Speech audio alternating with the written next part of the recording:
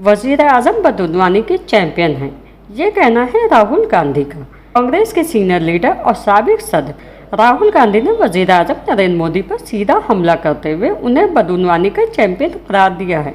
Lok Sabha election के पहले मरहले के इंतखाबी मुहिम के आखिरी दिन बुध को यहाँ समाजवादी पार्टी सरबराह अखिलेश यादव के साथ ज्वाइंट प्रेस कॉन्फ्रेंस में गांधी ने कहा कि वजीर आजम कहते हैं कि इलेक्टोरल बॉन्ड सियासत में शफाफियत के लिए लाया गया है। अगर ये सच होता तो सुप्रीम कोर्ट ने इस पर सवाल क्यों खड़ा किया? जिन कंपनियों ने बीजेपी को चंदा दिया है उनका नाम क्यों छुपाया गया? इन कंपनियों को हजारों करोड़ रुपए के कॉन्ट्रैक्ट मिलते हैं, फिर वो कंपनी बीजेपी को चंदा देती है। इसे सीधी जबान में ज़बरदस्ती वसूली कहा जा सकता है। हकीकत में इलेक्टोरल बॉन्ड दुनिया का सबसे बड़ा घपला है और वजीर आजम बदउनवानी के चैंपियन हैं। उन्होंने कहा कि मौजूदा लोकसभा इलेक्शन नज़रियात की लड़ाई है। आरएसएस और बीजेपी जमहूरियत और आइन को ख़त्म करने की कोशिश कर रहे हैं, वहीं इंडिया इत्तेहाद को बचाने की कोशिश कर रहा है। मुल्क में इस वक्त महंगाई और बेरोज़गारी खास मसला है, लेकिन वज़ीर आज़म इन पर बात नहीं करना चाहते। राहुल गांधी ने दावा किया है कि पूरे मुल्क में इंडिया इत्तेहाद को भरपूर हिमायत मिल रही, जिसे देखकर लगता है कि बीजेपी इस इलेक्शन में 150 सीटों पर सिमट जाएगी।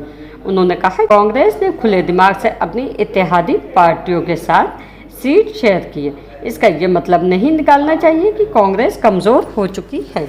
इंडिया ग्रुप को अतियात को मुस्तरद करना चाहिए, प्रहलाद जोशी ने राहुल गांधी को निशाना बनाया। जैसे जैसे लोकसभा इंतखाबात करीब आ रहे हैं, मरकज़ में हुक्मरान भारतीय जनता पार्टी और अपोजिशन कांग्रेस के दरमियान इलेक्टोरल बॉन्ड पर रस्साकशी बढ़ती जा रही है और इस तनाज़े पर बहस व तकरार और इल्ज़ामात और जवाबी इल्ज़ामात का सिलसिला जारी है।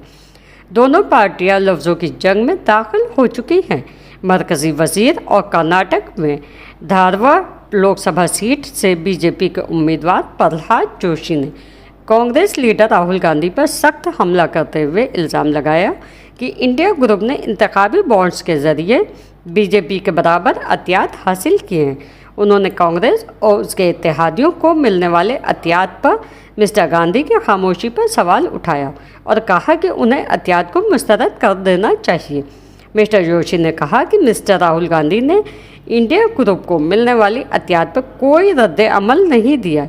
हमने सुप्रीम कोर्ट की हिदायत पर अमल किया है। कांग्रेस और उसके इत्तेहादियों को 1600 करोड़ रुपए से ज़्यादा का अतियाब मिला है। अगर बीजेपी को फंड्स मिले हैं तो उन्हें भी मिले हैं। उन्होंने सवालिया लहजे में सवाल किया कि इंडिया ग्रुप्स को फंड्स हासिल करने में क्या दिलचस्पी है और वो दोहरा मेयार क्यों अपना रहा है। यह उसे चंदा मुस्तरद कर देना चाहिए। वाइट हाउस की जानिब से कहा गया है कि अमेरिका ईरान के मिसाइल और ड्रोन प्रोग्राम्स पर नई पाबंदियाँ लगाएगा। उम्मीद है अमेरिका के इत्तेहादी और शराकतदार भी इस किस्म के इक़दाम करेंगे। अमरीकी कौमी सलामती के मुशीर जैक सुलेवान का कहना है कि ईरान पर पाबंदियों का मकसद उसकी अस्करी ताकत को महदूद करना है। जैक का कहना है कि पाबंदियों और दीगर इक़दाम से ईरान पर दबाव बरकरार रख सकेंगे। दूसरी जानिब बरतानवी वज़ीर ख़ारजा डेविड कैमरून आज रात इसराइल पहुँच रहे हैं। इसराइली अखबार का कहना है कि डेविड कैमरून इसराइली वज़ीर-ए-आज़म नेतन्याहू और दीगर इसराइली हुक्काम से मुलाकात करेंगे। इसराइली अखबार के मुताबिक डेविड कैमरून रामल्ला में फ़िलिस्तीनी अथॉरिटी के हुक्काम से भी मुलाकातें करेंगे। बरतानवी वज़ीर ख़ारजा डेविड कैमरून गज़ा में इमदाद बढ़ाने पर यरग़मालियों की रिहाई और ईरानी हमले पर तबादला ख़याल भी करेंगे। बरतानवी नशियाती इदारे BBC ने दावा किया है कि यूक्रेन के ख़िलाफ़ 2 साला जंग में अब तक रूस के 50,000 फ़ौजियों की हलाकत की तस्दीक हो चुकी है। BBC की जानिब से जारी रिपोर्ट में कहा गया है कि रशिया आज़ाद मीडिया ग्रुप, मीडिया जोन और रज़ाकारों की जानिब से फरवरी 2020 से जारी जंग में रूसी फ़ौजियों की हलाकत की तादाद कई गुना है और कब्रिस्तानों में नई खबरों पर लगी तख्तियों ने फ़ौजियों की हलाकतों की तादाद की गिनती में काफ़ी मदद फराहम की है।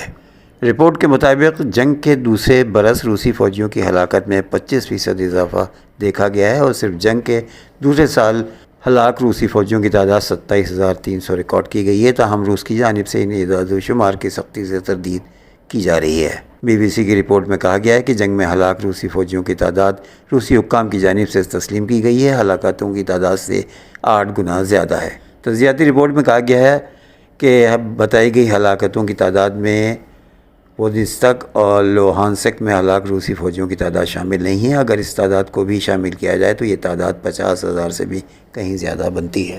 اسرائیل نے ایران کے فائر کیے گئے بیلسٹک میزائل کا حصہ میڈیا کے سامنے پیش کر دیا۔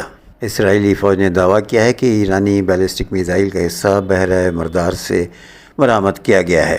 ترجمان اسرائیلی فوج کا کہنا ہے کہ ایران نے کروز میزائلوں، راکٹوں اور ڈرونز کے ساتھ 110 بیلسٹک میزائل بھی اسرائیل پر فائر کیے تھے۔ یہ بیلسٹک میزائل اگر اسرائیل سے ٹکرا جاتے تو خطے میں خطرناک نتائج ہوتے۔